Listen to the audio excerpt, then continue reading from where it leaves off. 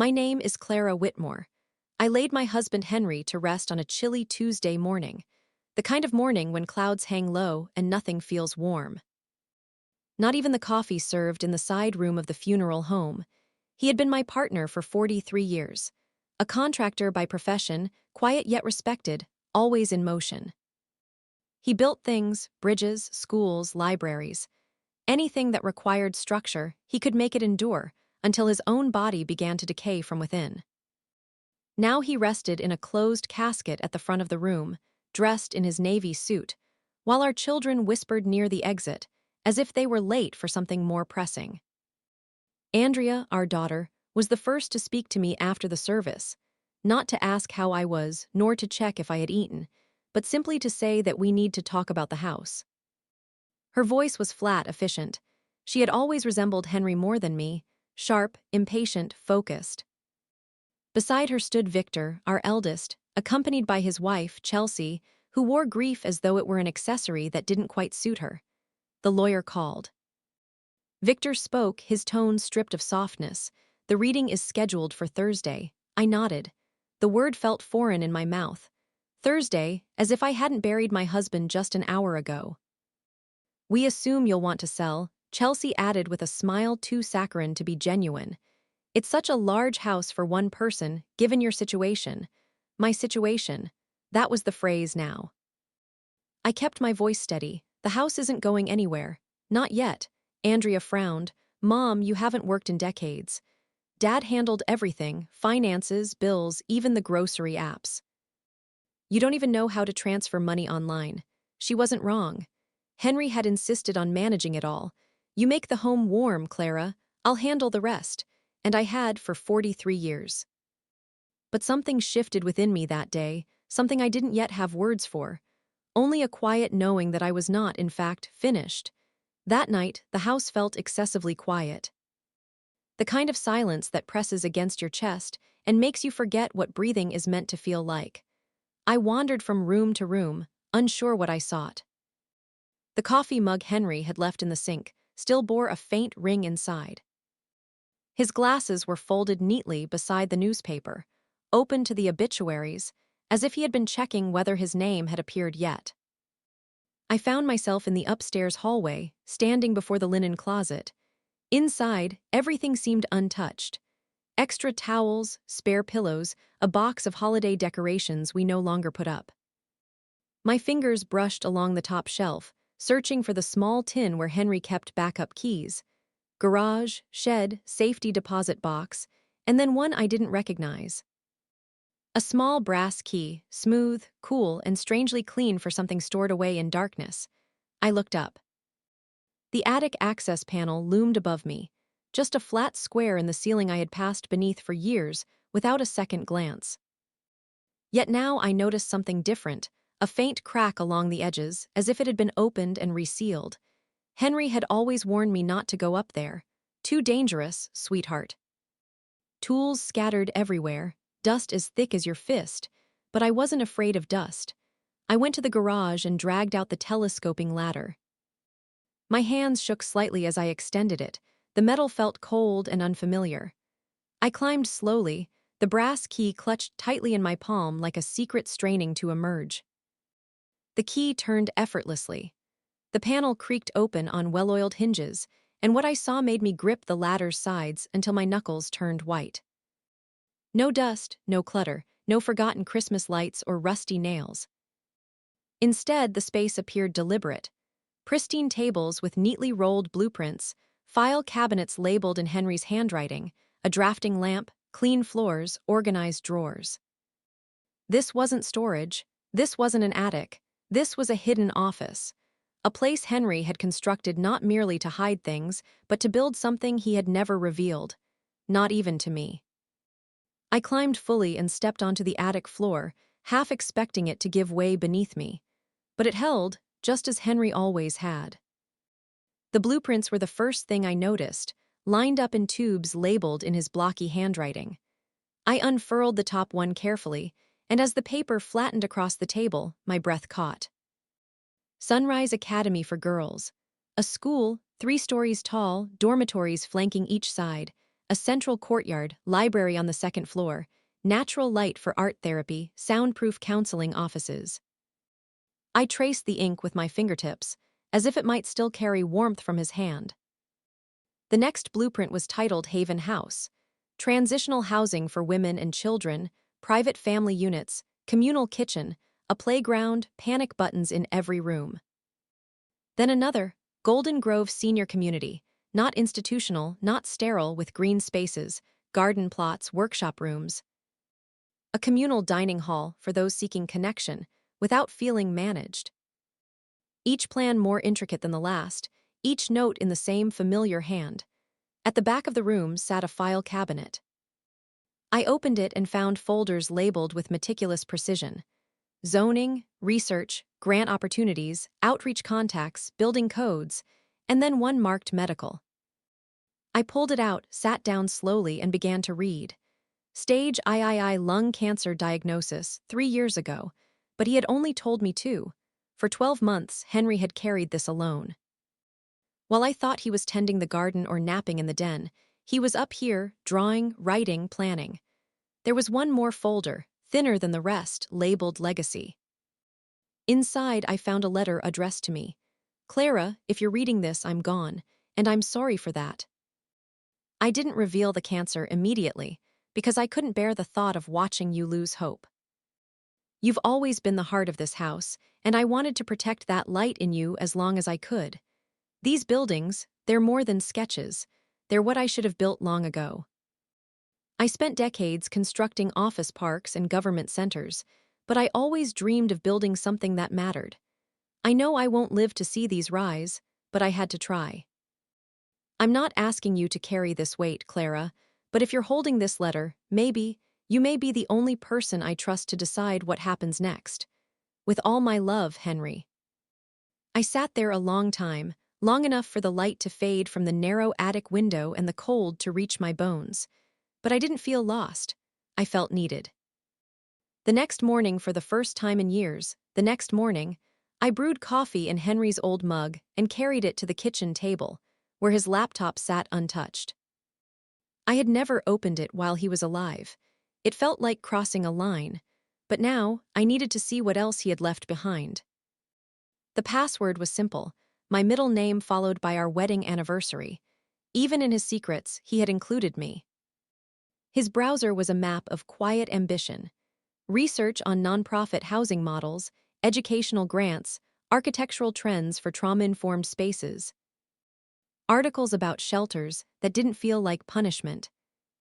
He had bookmarked success stories, case studies, crowdfunding platforms, names I didn't recognize but could now follow. My fingers hovered over the keyboard. Then I opened Facebook. I hadn't posted in years. My page still bore a photo of our dog who had died long before Henry. But the post I wrote that day was clear, honest, and more vulnerable than anything I had shared publicly in decades. 3 days ago, I buried my husband of 43 years. Today, I found blueprints in our attic. Schools, shelters, community homes, all drawn by his hand, all unrealized. Henry Whitmore wasn't merely a builder of buildings. He dreamed of constructing hope. He hadn't lived to see them come to life, but perhaps someone else will. I attached 2 photos, one of Sunrise Academy's blueprint, one of Haven House. I cropped them to hide our address. Then I hit post before I could talk myself out of it. I didn't expect much, but within the hour, comments started rolling in. Old neighbors, former colleagues, friends I hadn't spoken to in years. They shared the post, tagged people, wrote, "This is exactly what we need more of, and I'd volunteer in a heartbeat." But it was a message in my inbox that changed everything. "Hi, Mrs. Whitmore. My name is Savannah Lane.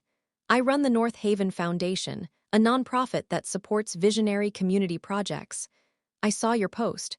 Would you be open to a conversation?" I stared at it for a long time. Then I typed, "Yes, I'd like that very much." The meeting at the lawyer's office felt more like a tribunal than a family gathering.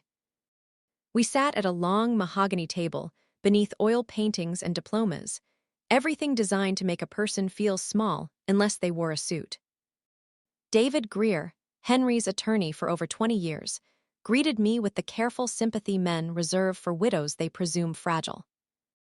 I wasn't sure if I looked fragile, but I didn't feel that way anymore. Andrea and Victor arrived together, Chelsea trailing just behind. They positioned themselves around me like bookends, polite but firm. They had come prepared. David began reading Henry's will. The house, investments, and life insurance were all left directly to me. No conditions. But then came a second document, a letter from Henry, David said, outlining his wishes for your future housing. He slid it across the table. I recognized the handwriting immediately. Clara should consider downsizing within 2 years. The house is large and aging. Cypress Pines or a similar community would offer her social support and reduce the burden of maintenance. Andrea leaned back with a satisfied smile.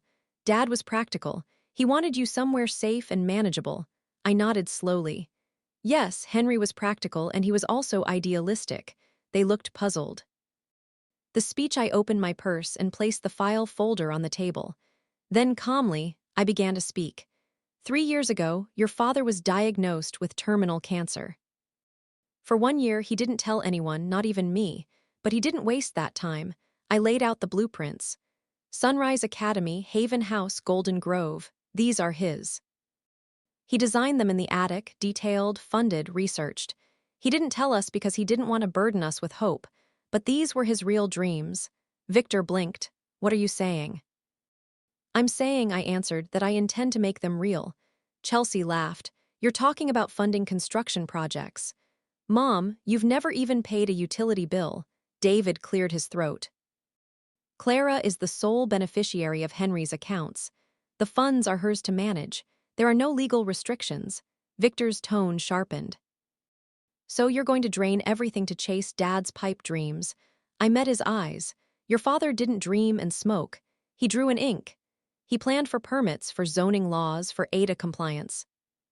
He knew exactly what he was doing. Andrea folded her arms. You're not thinking clearly. You're grieving.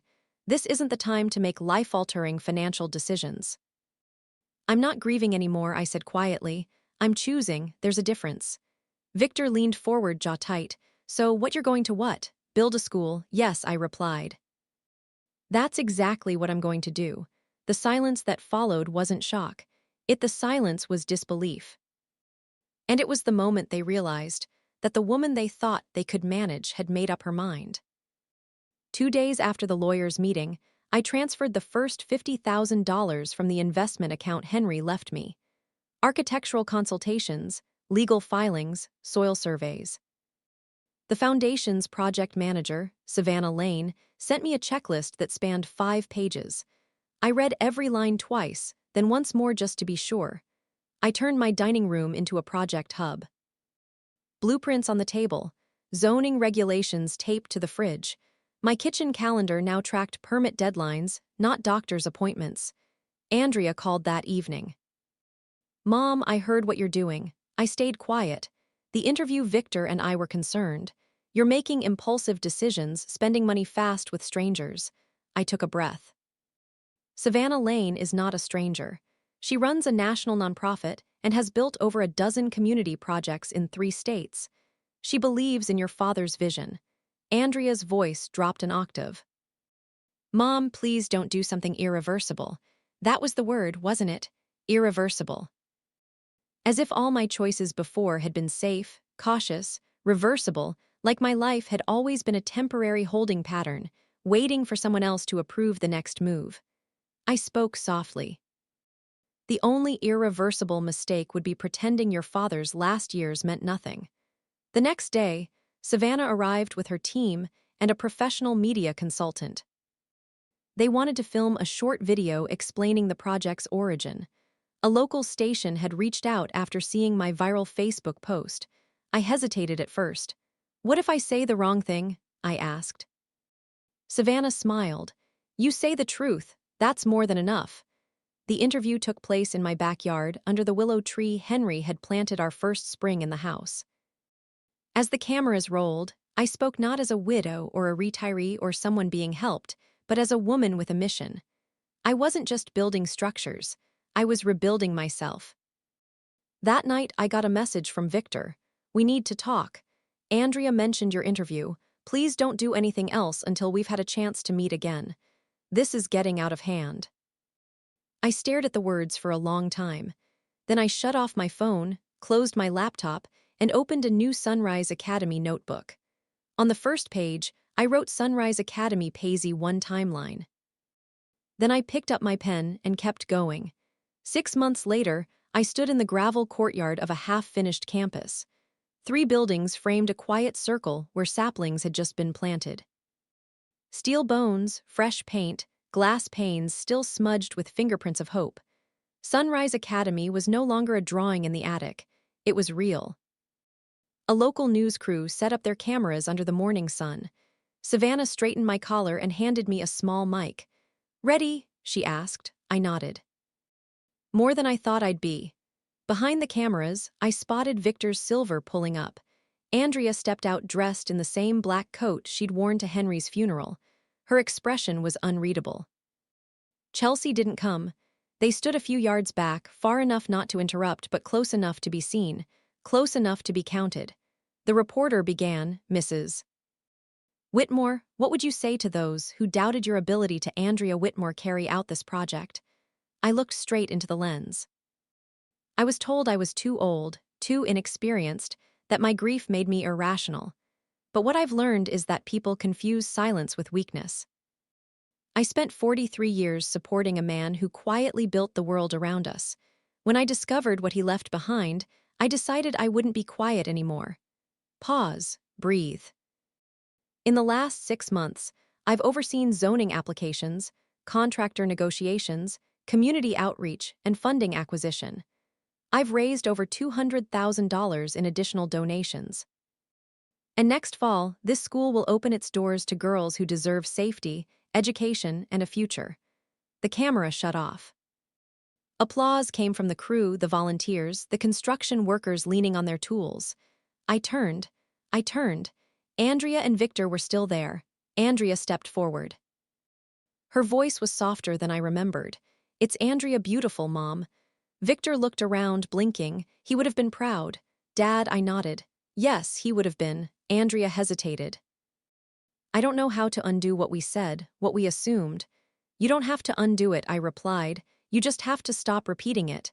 She looked at the building again. "If you'll let me, I'd like to help with the next one, the women's shelter." I studied her face, still guarded, still proud, but also maybe for the first time in years open.